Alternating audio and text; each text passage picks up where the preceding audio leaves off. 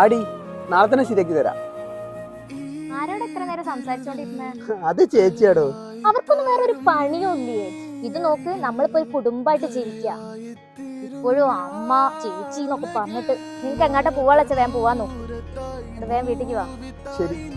അവളങ്ങനെ പറഞ്ഞപ്പോ ഇനി തലയാട്ടി കൊടുത്തല്ലോ. കൊള്ളാം മോനെ കൊള്ളാം. നിനക്ക് കുറച്ചെങ്കിലും മനസാക്ഷി ഉണ്ടോ? നിന്റെ അമ്മയും ചേച്ചി എത്ര കഷ്ടപ്പെട്ടാണ് നിന്നെ പഠിപ്പിച്ച് ഈ നിലയിൽ എത്തിച്ചതെന്ന് നിനക്കറിയില്ലേ? നിന്റെ അമ്മയേക്കാൾ നിന്റെ ചേച്ചിയാ നിനക്ക് വേണ്ടി കഷ്ടപ്പെട്ടിട്ടുള്ളത്. മനസ്സിരുത്തി ഒന്ന് ആലോചിച്ച് നോക്ക്, നീ ഇങ്ങനെയൊക്കെ ആവാൻ കാരണം ആരാണെന്ന്. അതെന്താ മോളെ എങ്ങനെ? കല്യാണം കഴിക്കുമ്പോൾ ഗവൺമെന്റ് ജോലിക്കാരൻ തന്നെ വേണം, അവന്റെ സ്വത്ത് മൊത്തം വേണം. പക്ഷെ അവൻ ഈ നിലയിൽ എത്തിച്ച ബന്ധുക്കളോ സ്വന്തക്കാരോ ആരും നിനക്ക് വേണ്ട. അവര് വളർത്തിയില്ലെങ്കിലേ നിനക്ക് ഇത്രയും നല്ലൊരു ഭർത്താവിനെ കിട്ടുമായിരുന്നോ?